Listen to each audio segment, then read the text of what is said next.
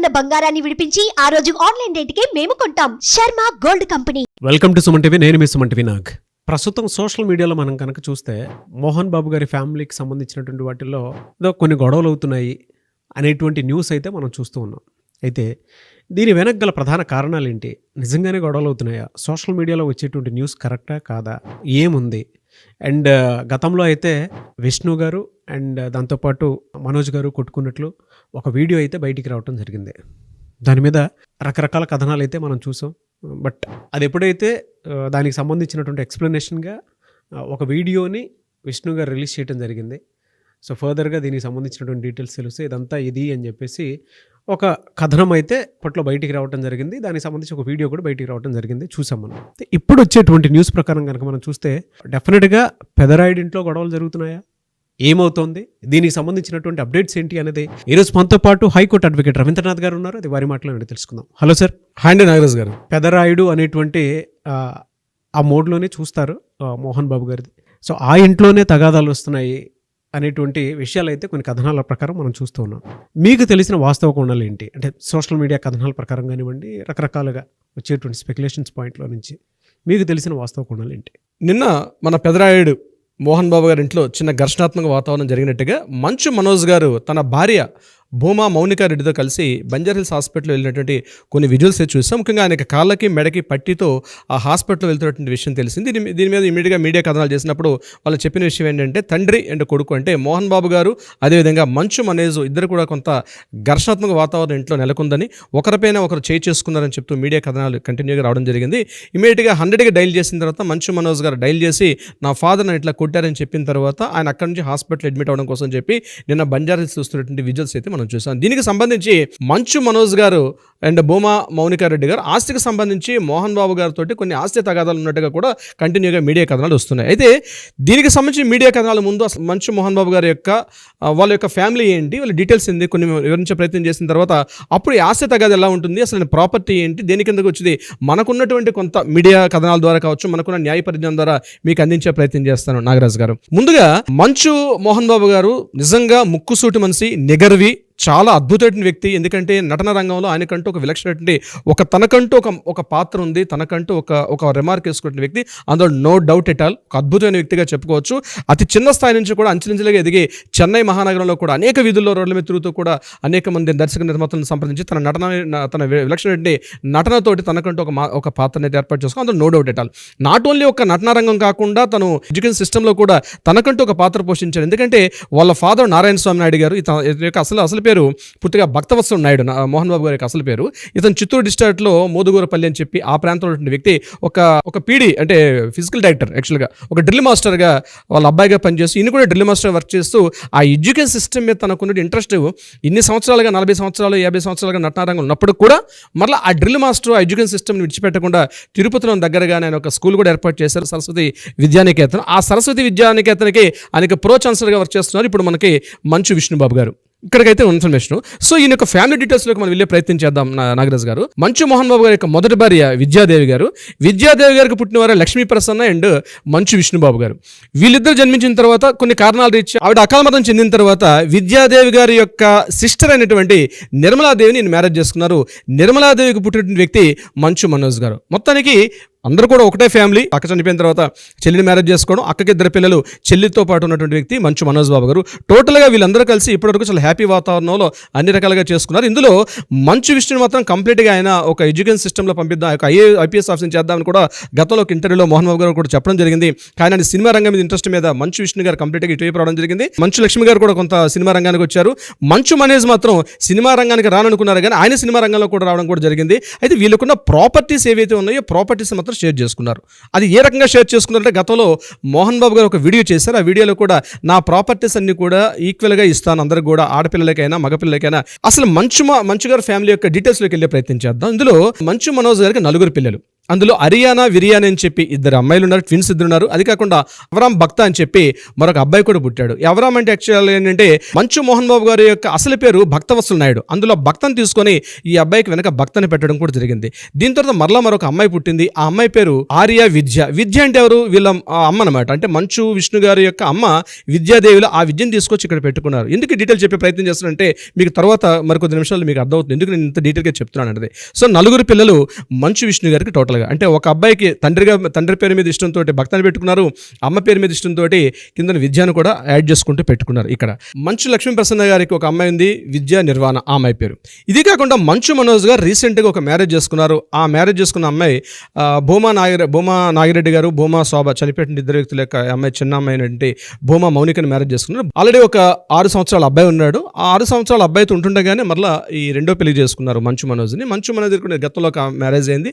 వాళ్ళిద్దరు కూడా విడిపోయారు, ప్రణతి రెడ్డి అని చెప్పి. వాళ్ళిద్దరు డివోర్స్ అయిన తర్వాత మంచు మనోజ్ గారు ఈ అమ్మాయిని పెళ్లి చేసుకున్నారు. వీళ్ళకి ఒక అమ్మాయి పుట్టింది. ఆ అమ్మాయి పేరు దేవసేన శోభ.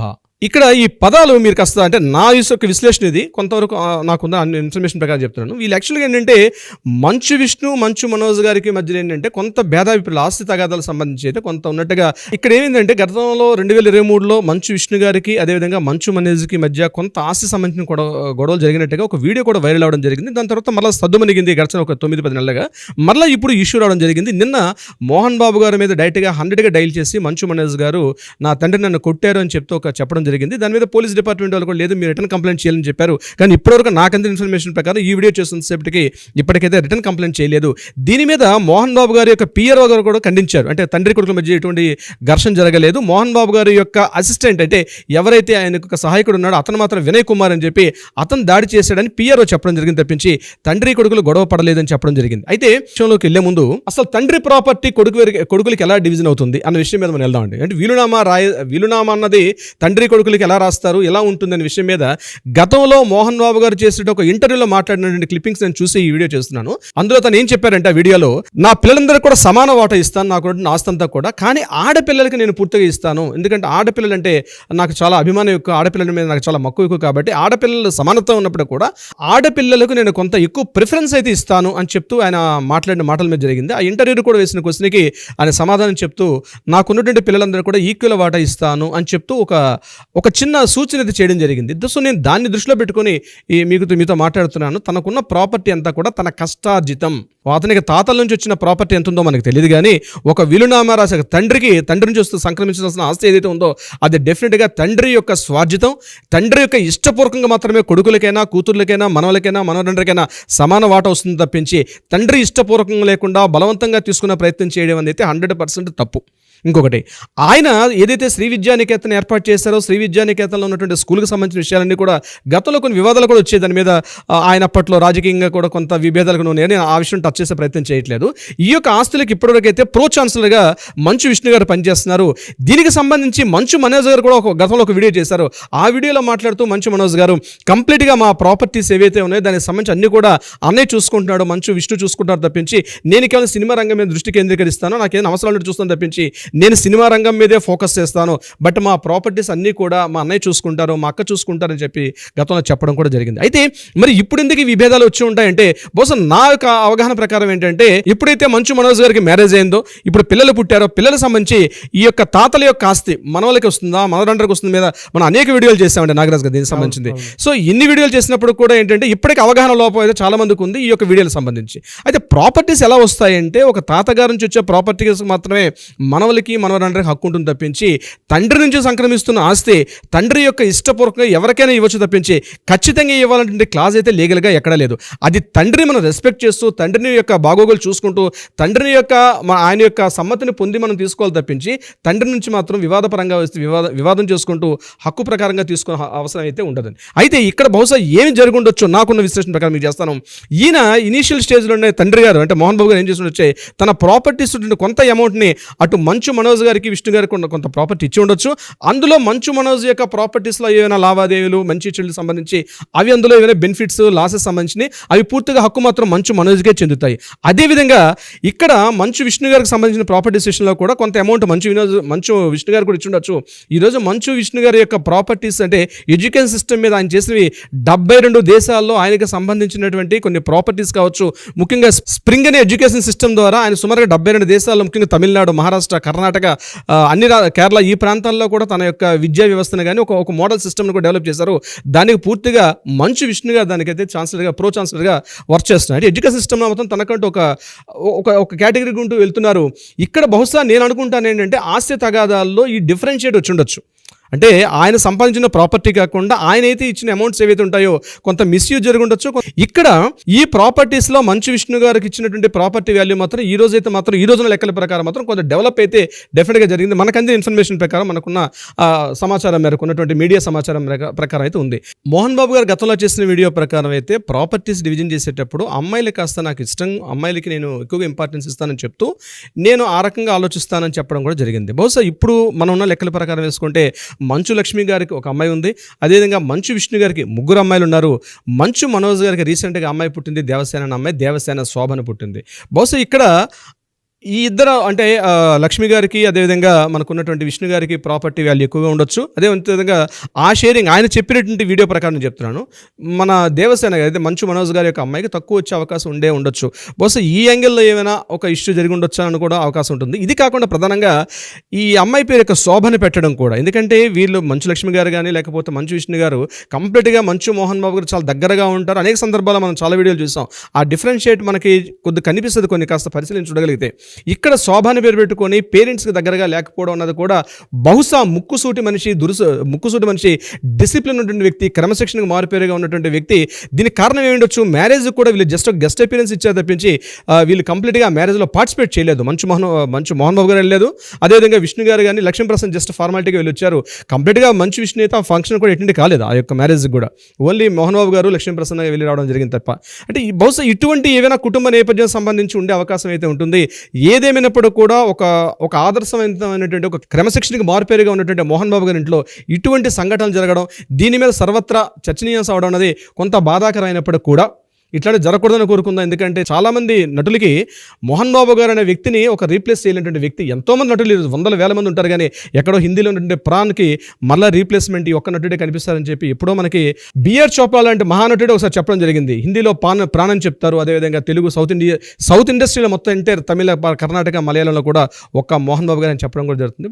అటువంటి వారి ఇంట ఇటువంటి మంచు గారి ఫ్యామిలీలో ఒక ఫైర్ జరగడం మాత్రం కొంత వివాదం, కొంత ఇబ్బంది కలిగే విషయం నాగరాజు గారు. సో చివరిగా ముగించే ముందు నాగరాజు గారు, ఈ విషయం సంబంధించి పిల్లలకు సంబంధించిన ప్రాపర్టీస్, అది ముందు భార్య పిల్లల, తర్వాత భార్య పిల్లల, అధికారికంగా మ్యారేజ్ చేసుకున్నారు కాబట్టి ఇది రిజిస్టర్డ్ మ్యారేజ్, అంటే పూర్తిగా అధికారికంగా కన్ఫర్మ్ అయిన మ్యారేజ్ కాబట్టి పిల్లలందరూ కూడా ఈక్వల్ షేర్సే వస్తాయి. ఇందులో నో డౌట్ ఎట్ ఆల్. ఒకరికి ఎక్కువ, ఒకరు తక్కువ ఉండే అవకాశం లేదు.